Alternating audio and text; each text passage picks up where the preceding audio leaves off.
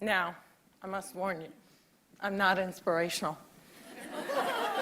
I don't want anyone in this room to feel bad for me, because at some point in your life, you have dreamt of being disabled. Come on a journey with me. It's Christmas Eve. You're at the mall. You're driving around in circles looking for parking. And what do you see? 16 empty handicap spaces. And you're like, God, can't I just be a little disabled?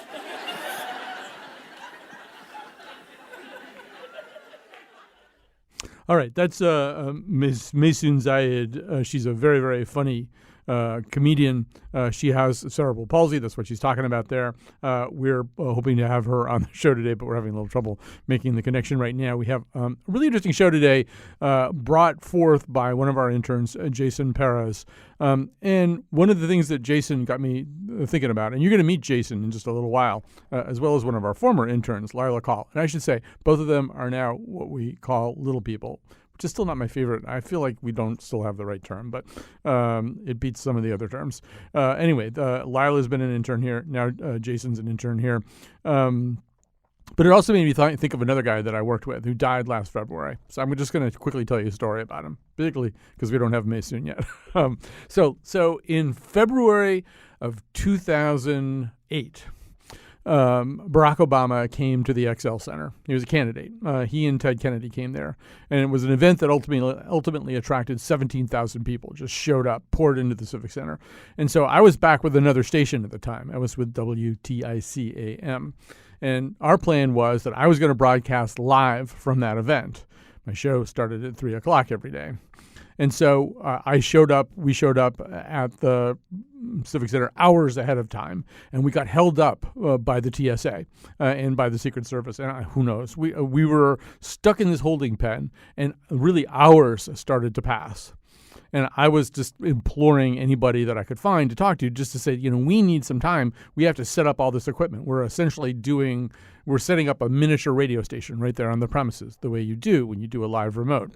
And with me were some fellow broadcasters and a field engineer named Kevin Ingalls. And Kevin was also a little person, which seemed to me not particularly relevant one way or another for as long as I've thought about this story, until today. And I'll tell you why in just a second. So eventually, really close to airtime,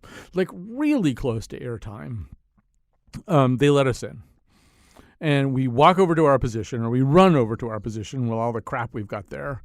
And this means like setting up a folding table and then putting all this equipment on this folding table and running cables out and connecting things, plugging stuff into various portals and stuff, setting up microphones, all this kind of stuff.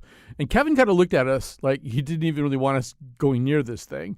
And he set up this radio studio. I swear to God, this remote broadcasting position. I swear to God, it was a record. If there could be records for such things, I mean, we all stood there in complete awe of what we were looking at. It was like one of those videos you see where a soldier can blindfolded put together an M16 rifle in 13 seconds or something. It was like that. It was happening that fast. And we got on the air. A minute or two before we needed to be live on the air. And it just didn't seem possible as we had approached the position that we were going to be broadcasting from. And Kevin did it all. He didn't speak the entire time. And I realized that while we had been in this holding pen, while we had been stuck in this holding pen, while I'd been sort of fretting and pacing and talking and whatever, Kevin had been sitting there mentally figuring out every single move he would make and boiling away any unnecessary moves, boiling away anything that would slow him down. And so that by the time we got out there, he knew exactly every single move that he was going to make. And that, I would say for the last, 10 years, is the way that I've understood that story. It wasn't until today or yesterday, as Jason and Betsy Kaplan started to get me ready to do this show, that I understood the other part of it, which was that Kevin's entire life had prepared him for that moment. That if you're a person with a disability, you hack things all the time. You are constantly confronted with problem situations. That's the way to put it. You're constantly confronted with problem situations, and you're constantly having to deal with them. And so you improvise. Things aren't set up to work in your behalf. So you make a plan. You make up a different plan. You hack it. You hack it. And that's what he did that day. And I think probably for him it wasn't even all that special, because if you spend your entire life hacking problem situations, it doesn't seem all that special. So that's part of what we're going to be talking about today. It is one thin sliver of the conversation we want to have. Our overarching goal is to talk about what people get wrong about people with disabilities. And so what we're going to do, particularly because we can't find Maysoon right now, I am convinced that we will eventually find her. One of the things I always say to the interns, I said it to Jason, I said it to Xandra the first time she came on the show. Xandra is Jason's fellow intern, is don't get attached to a particular outcome. We'll get an outcome here one way or another. Be a Buddhist about it, though. Don't get attached to a particular outcome. So we're flipping around the plan for the show, and what we're going to do instead is start with what we thought was going to be the middle of the show, a conversation between the two people that I mentioned before, Lila Kaul, former intern at WNPR, former reality TV star of Little Women New York and Little Women LA, works in the hospitality industry, and Jason Perez, a current intern at WNPR, former reality TV star. This is going to start to sound a little repetitious. Little Women New York, and studied the hospitality industry. And Jason is the producer of this particular episode of the Colin McEnroe Show, along with the mentoring of Betsy Kaplan. And Jason will be performing for his 9th year in the Radio City Christmas Spectacular, starring the Rockettes at Radio City Music Hall in New York. So, as must have been clear from that introduction, Jason and Lila, you know each other. So, Jason, since you're in studio, before we get to Lila, maybe you can just begin by describing the condition that you and Lila were both born with. Okay, well, first of all, thank you for having me in this studio. I'm normally in the producer's booth, so that's great. Yeah. And basically what Lila and I were born with is a form of dwarfism. So dwarfism is a condition of short stature. Lila and I have the most common, which is achondroplasia dwarfism, and it's basically characterized by physical characteristics such as shorter parts of the upper arms, the upper legs, a flattened bridge, a bigger head, bigger forehead. When you see us, you'll know what I mean. But basically, yeah, that's what it is. It happens in 1 in 26,000 to 40,000 births. It's a mutation in the gene, so anyone can have a child with dwarfism. I am the only one in my family who has dwarfism, and I believe Lila is in the same boat.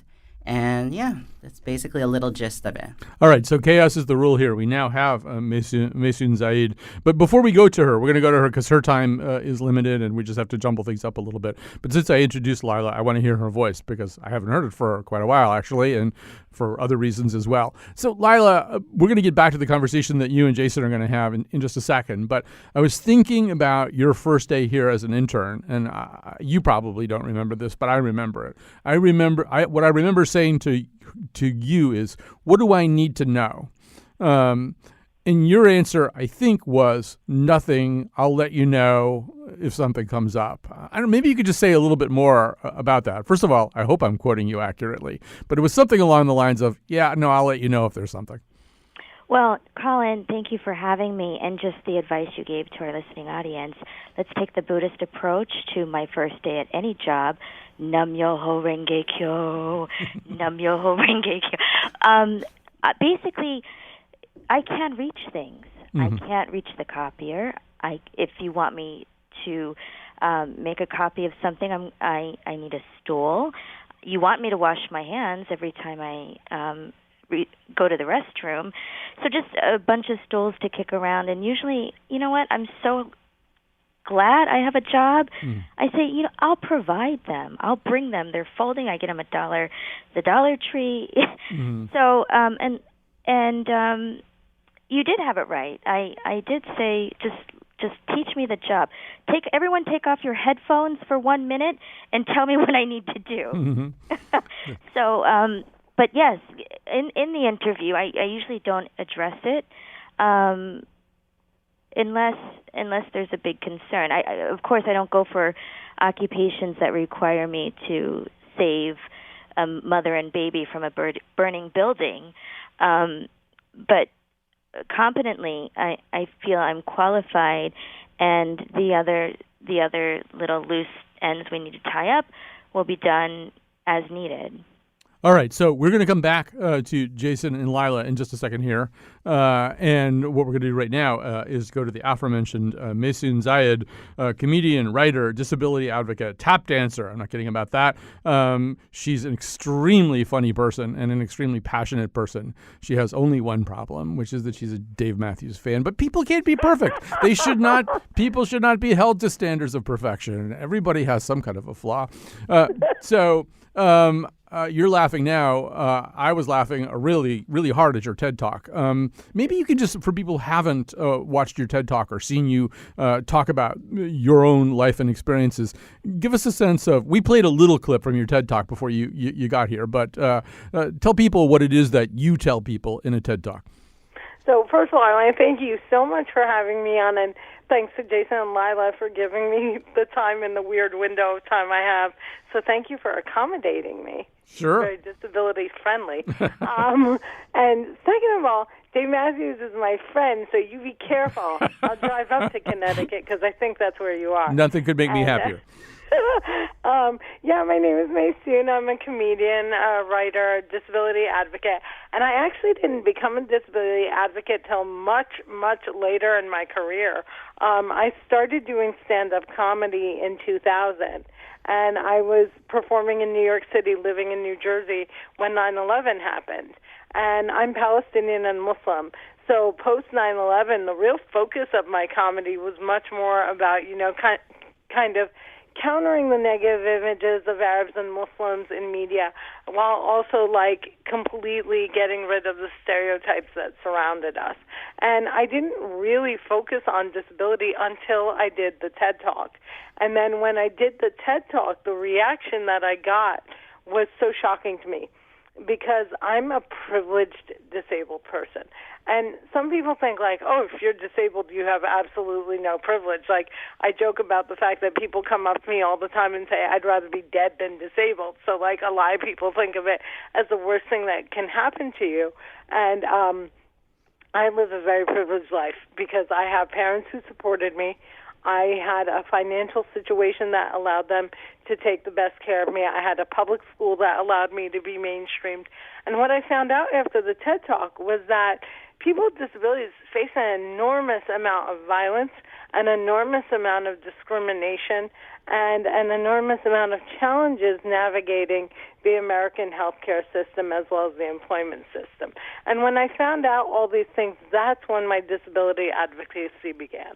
One of the things that comes to me from your talk and some of the other interviews is there's sort of a double-edged sword here that's, I guess, both a win-win and a no-win, no-win. And that is, on the one hand, it's important to recognize disabilities, and it's important to recognize the role that they play in life. And people who have disabilities need the stuff that's in the ADA.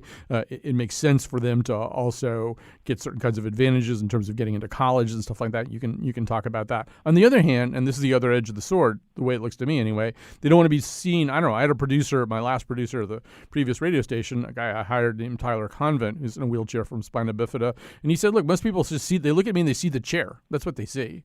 And so maybe you can talk about sort of navigating those two things. You don't want nobody to ever acknowledge the obstacles that are created by disability. On the other hand, you don't want that to become a pervasive identity. So being disabled is definitely a part of my identity. And, I do a joke on stage where I say in the Oppression Olympics I'd win a gold medal because I'm Palestinian, I'm Muslim, I'm a woman of color, I'm disabled, and I live in New Jersey. So clearly, that's everything that you could have going against you. But I really don't think that we can disconnect from our disability. I think that what people need to understand is, yes, I'm disabled, just like a person of color might be a person of color, or someone who identifies as a woman might be a woman. But once you see that, you need to move on to all the other aspects. So it's not that it's not a crucial part of my identity. It absolutely is, especially because my disability manifests itself visibly.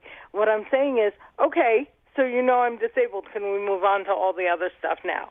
And I feel like if you acknowledge it instead of ignore it, you're more likely to accommodate. And I know you didn't purposely use a negative word, but saying that giving us the advantage we need to get into college, ADA and accommodations and accessibility, they're not advantages. What they are is the leveling of the playing field. Right. And I'm blessed and lucky to be, a part-time professor at Arizona State University where I teach stand-up comedy. And one of the things that we talked about at ASU when we were discussing about how to make it a really great, welcoming place for people with disabilities was having teachers and students understand it's not, an advantage. It's not an unfair treatment to give someone extended test-taking time or to give someone a note taker. It's allowing them to have a level playing field. It's not giving them an edge. So that's how I would kind of discuss it. Acknowledge the fact that they're disabled and then move on. Respect the fact that they're disabled and then move on. Treat everyone equally. Treat them as you would want to be treated. But don't ignore it, because ignoring it means you're not acknowledging who they really are. One of the things I know that we want to talk about here is representation of people with disabilities in culture. And of course, I've seen lots of people with disabilities in culture. I mean, Raymond Burr in his wheelchair, Tom Cruise in his wheelchair. We can throw in Dustin Hoffman playing somebody on the autism spectrum. The last 17 actors out of 20 to win the Best Actor award at the Oscars were playing either disabled or like ill, sick, right, dying. And of those 17 actors, none of them were publicly identifying as disabled. We're going to, Maysoon, we're going to play a little clip from your TED Talk about your own experience with that. Finally, my senior year, ASU decided to do a show called They Dance Real Slow in Jackson. It's a play about a girl with CP. I was a girl with CP. So I start shouting from the rooftops, I'm finally going to get part. I have cerebral palsy. Free at last. Free at last. Thank God almighty I'm free at last. I didn't get the part. Sherry Brown got the part. I went racing to the head of the theater department, crying hysterically like someone shot my cat, to ask her why. And she said it was because they didn't think I could do the stunts. I said, excuse me, if I can't do the stunts, neither can the character.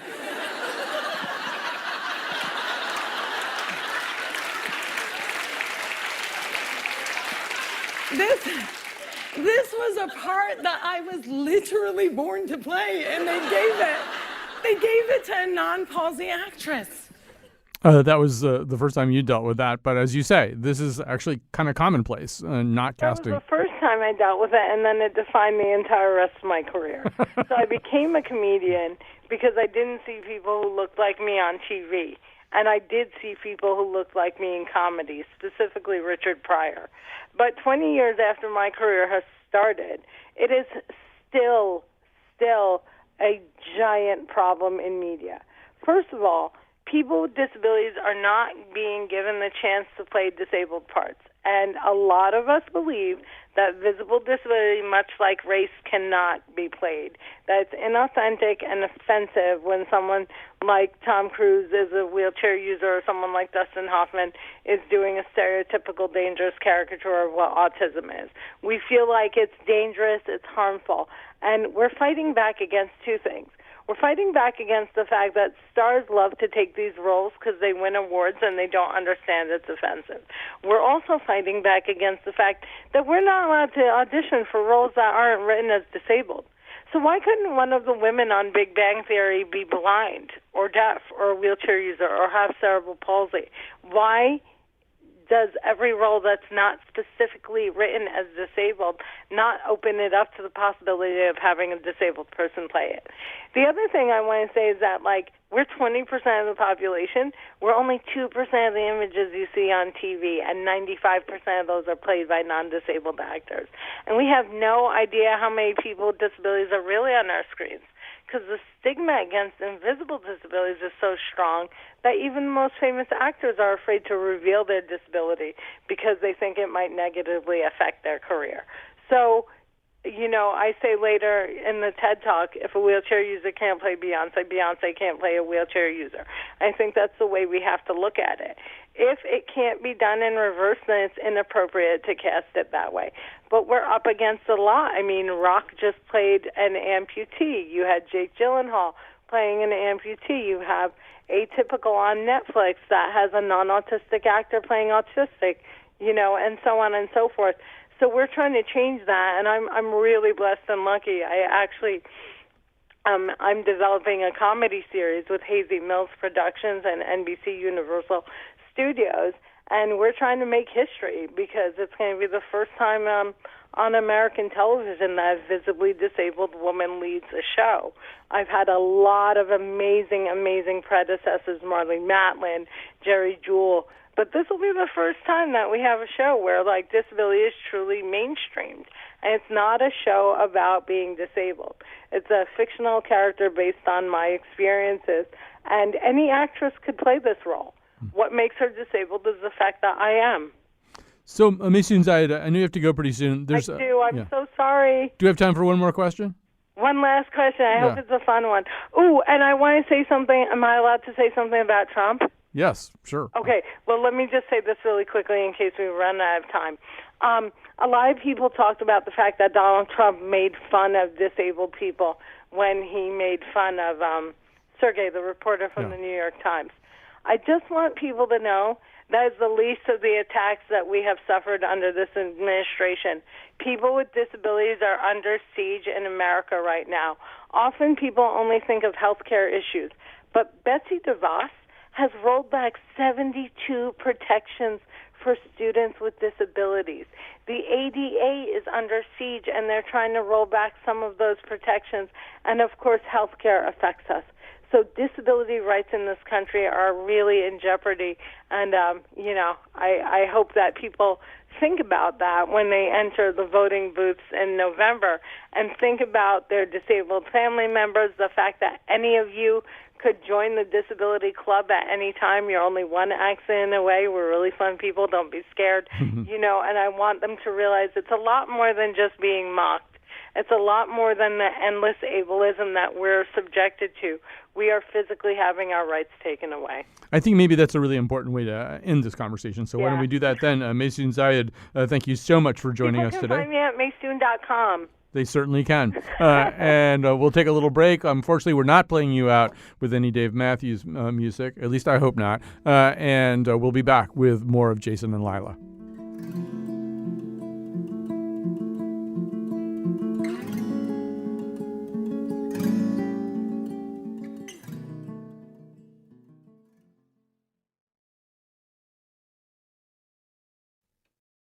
All right, we are back. We are continuing this conversation. In fact, we're picking up a conversation that we had to interrupt to do another conversation. I told you, don't get attached to any particular form or outcome.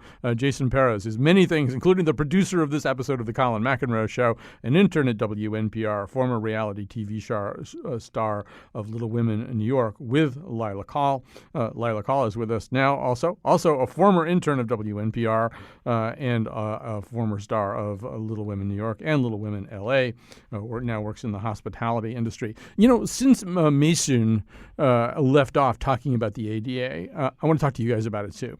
And Jason, I'll have you kick us off. So basically, you're covered. As I think the language probably says something like dwarfism or something like that. I don't know what it says in the actual bill, but you're covered by the ADA. Is that an important thing to you, or I don't know? I mean, what are the upsides and downsides to that? I think the upsides is that we have an organization that has our back, and we don't have to fight the battle alone. And I think a lot of people who maybe have more limitations are maybe not able or not willing to go out and fight the good fight. So the ADA definitely helps some people. It helps me, and if there's certain things such as handicap decals for your car that people need, and why not, exactly. Lila, I think also one of the mistakes that persons without disabilities make is just sort of, once that word disabled or disability gets thrown out there, it's kind of a blanket that covers everybody the same way.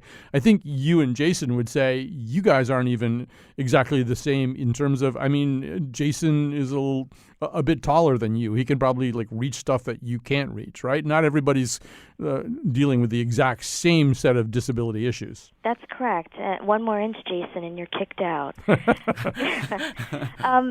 The advantages and disadvantages of disability, I can go back and forth, but it is there, and as something that may be a bit easier for us, it's quickly recognizable, where someone with a mental disability or so forth, they might have to have a longer conversation or even a sense of proving it. Well, you knew right away, okay, we're going to need to make some sort of modifications or whatever. And when West Hartford put in free parking for the disabled, that was amazing, because you really can't time someone on how long it takes them to get out of the car, put the coin in, or in this case, nowadays, your debit card, and reach the decal and put it in your dashboard, and then go back to the store and try to, be a good consumer in your community, and then make it back in time for the meter. There's so many little things that we need to have the disability as part of our everyday identity. And parking is just one of a billion. But yeah, it's like Jason said, having an organization to fall back on when it's time to say, I would like to adopt a baby, or I need to reach out to a new family that they're both of average size, and they have someone affected with dwarfism. Let me give them all your information, and where they can come and have workshops and even expos where things can be purchased to make life a little easier. I remember growing up in a very small town in Ohio and getting things in the mail, like to be able to do light switches. It was a long plastic plexiglass piece that bolted onto the switch plate. And, yes, we have needs, and yes, we are disabled, but the limitations certainly are fewer than the advantages to having a dwarfism in our identity. Look at us, we both got a reality TV show, and being short, ironically, wasn't enough to keep us going. We didn't have any strange drama more than being short in our lives. So,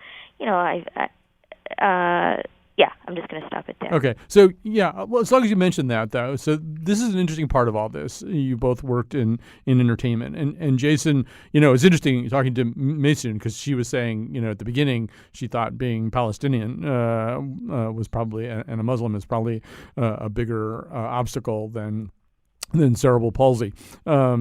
But in each case, when you work in entertainment, once again, it's kind of a double-edged sword, right?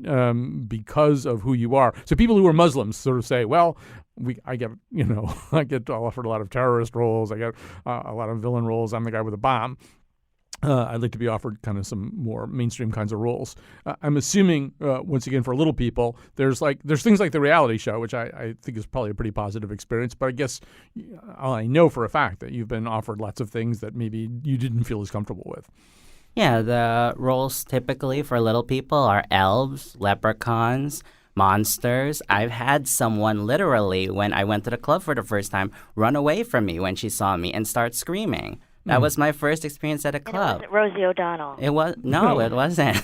And that was my experience. And nothing's wrong with those roles. People who, especially little people who devote themselves to the entertainment industry, they have to put food on the table. So I respect it. I'm an elf at the Radio City Christmas Spectacular. But what I love about it and why this will be my 9th year is because it's a respectable environment and people treat you as a human being first before just a little person.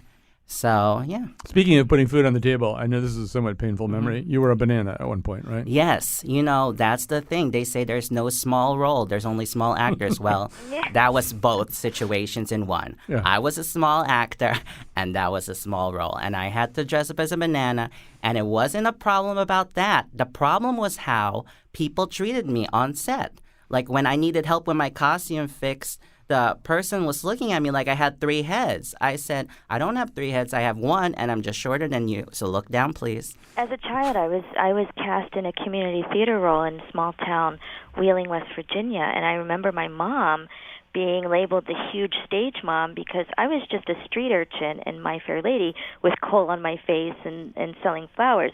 And she said, Lila, the curtain call is going to be fast. You have to run. Actually, she said, do not feel the pressure to run. Take your time. I don't want you falling, because she didn't want me to be embarrassed, And the director at the time was just like, why is she going so slow, in the first night of the production? And, we never cleared it with anyone. It was just mom being mom and just saying, take your time, blow a kiss, and get back. By then, Eliza Doolittle is waiting to make her bow.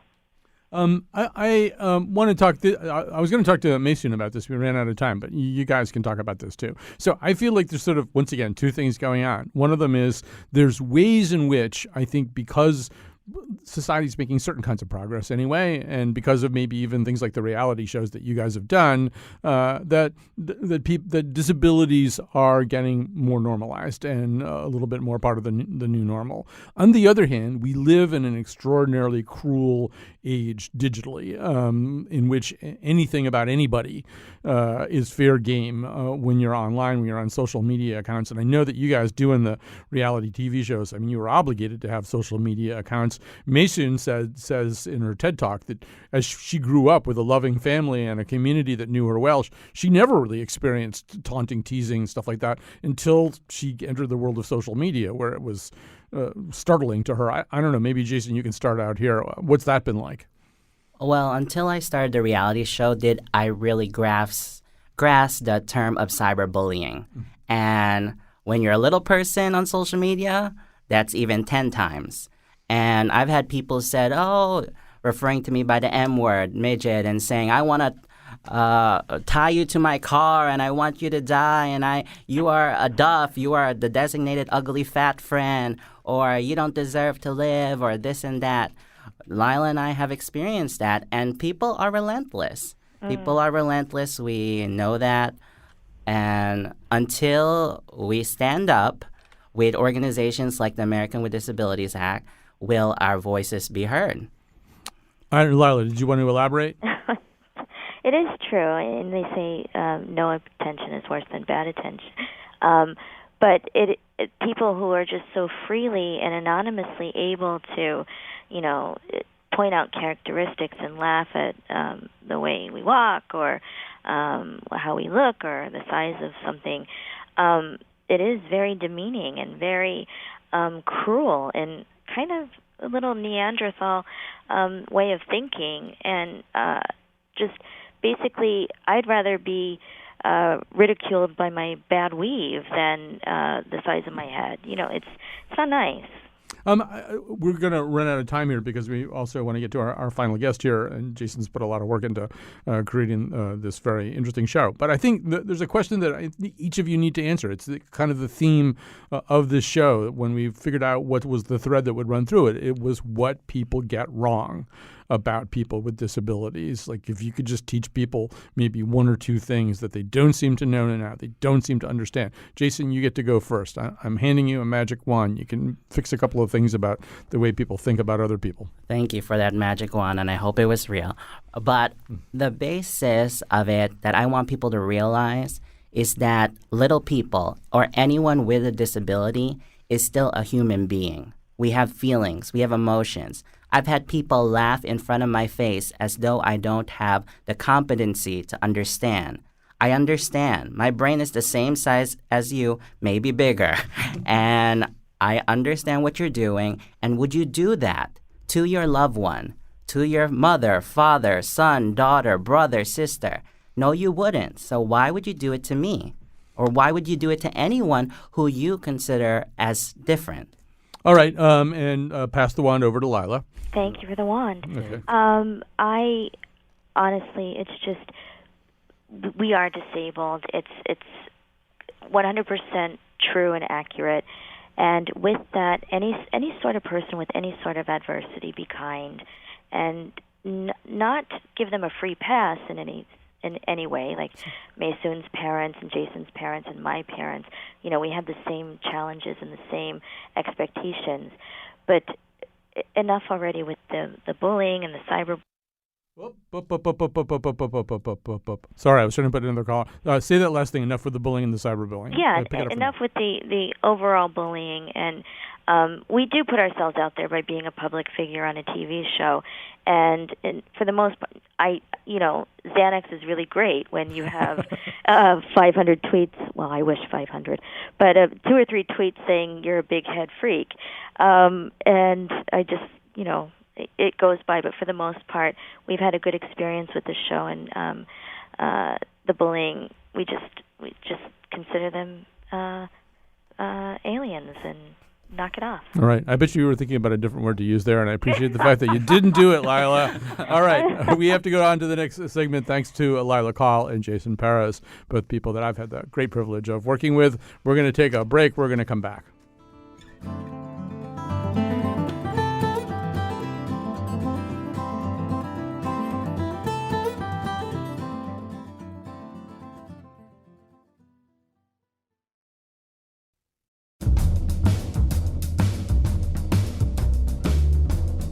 Today's show was produced by Jason Perez, with help from Betsy Kaplan and me, Kyone Wolf. The part of Bill Curry was played by Raymond Burr. And now, back to Colin. All right, we want to talk a little bit more about design, and we want to talk about design with a designer, Liz Jackson, designer, disability advocate, founder of the Disabled List, and somebody who, actually, first of all, Liz, welcome to the show. Thank you for having me. One of the things I was going to talk to Lila and Jason about, but I ran out of time, so I'm going to hand it off to you because I think it's dear to your heart. I spent quite a bit of time on your website, The Girl with the Purple Cane, and I was going to ask them about fashion. To what degree, everybody, well, except for maybe me, everybody wants to dress nicely and look good. And one of the things you talk about is that so many of the things that are universal design, that are about creating environments and spaces for everybody, including people with disabilities, don't think very much about beauty. And maybe you could say a little bit more about that. Yeah, I mean, for me, I look at design from multiple perspectives, but my belief is that disability is designed. And so when I first acquired disability, which was about 6 years ago, for me, the question became, when I got out of the hospital, I needed eyeglasses and a cane. And for me, the question became, why do I have so much choice with my eyeglasses when I don't with my cane? And so when you look at fashion or design, there's this sort of idea about the products that make up a disabled person's life, that it's really problem solution. It doesn't make room for choice. And so I think one of the biggest issues in fashion and design for disabled people is that people think that we're problems that need to be solved rather than people that have autonomy and identity and want to sort of pick accordingly for ourselves. I mean, even something like a wheelchair, although I have to say that somebody very close to me had ALS and had some pretty high-tech, incredibly fancy wheelchairs as the disease got worse and worse. But probably the basic design of a wheelchair hasn't really changed very much. Yeah, if you look at the collapsible wheelchair that you see everywhere, the design hasn't changed since the 1930s when it was first designed.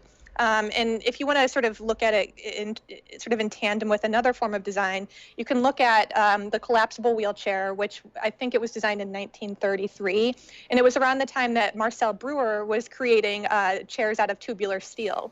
And so both the collapsible wheelchair and these Marcel Breuer chairs were both very innovative at the time. And there are parallels between their aesthetic. But now when we look back at the Marcel Breuer chair, we see beauty and we see, where it stands in sort of a timeline of history. But we haven't had a chance to look back at the wheelchair because it hasn't evolved at all. But yeah, I mean, there are more technological chairs. There's motorized chairs and and self-propelled chairs. Well, But and BMW designed this incredibly high-tech chair for the Paralympics, but I don't get the feeling that that kind of bleeds back into the market of like everybody else who isn't in the Paralympics. yeah, I mean, in that kind of, have you had a chance to speak about inspiration porn yet? No, let's talk about inspiration porn. Okay, so inspiration porn is really this idea that disabled people we're really nothing more than objects of inspiration, our sort of our mere existence. It's as though we're intended to inspire you, to make you, the general public, feel better about your life. And so a lot of what is written about disability in the public sphere is oftentimes very inspirational. And what that does is it ends up elevating everybody but the disabled person. And so one of the things I look at is when a brand decides that they're going to target a disabled or when they're going to touch disability, are they actually targeting the disabled consumer, or are they targeting somebody else? And so when you look at the BMW Paralympic chair, what you see is that they brought in a NASA scientist that made 4 aerodynamic, game-changing wheelchairs for the Paralympic Games in Rio, and they ended up being a huge success. And afterward, I had an opportunity to ask both the NASA scientists and some of the marketing team from BMW if they were going to take what they had learned from this process and use it to make wheelchairs for everyday users. And the question was so obviously no. And that's because they weren't actually pursuing this, trying to tap the disability market, which is an emerging $8 trillion market the size of China. They were simply using us, the disability community, as a brand enhancer to say, look at this good thing that BMW did. When companies make things for the public, for persons with disabilities, reading your writing, I get the feeling that one of the things that they sometimes don't do is talk to that group of people. They make something. I mean, it sounds insane when I'm saying it, but they make something. They make a product which they intend for use with persons with disabilities without asking them. Yeah, so I actually look at the summer of 2017. I tend to call it the summer of 2 adapts. And so what you have on one hand is you have my disabled peers at National Adapt, which is a disability self-advocacy organization. And they were out in the halls of Congress. They were on Capitol Hill. They were in senatorial offices all over the United States, and they were protesting and fighting for basic health care rights. Mm-hmm.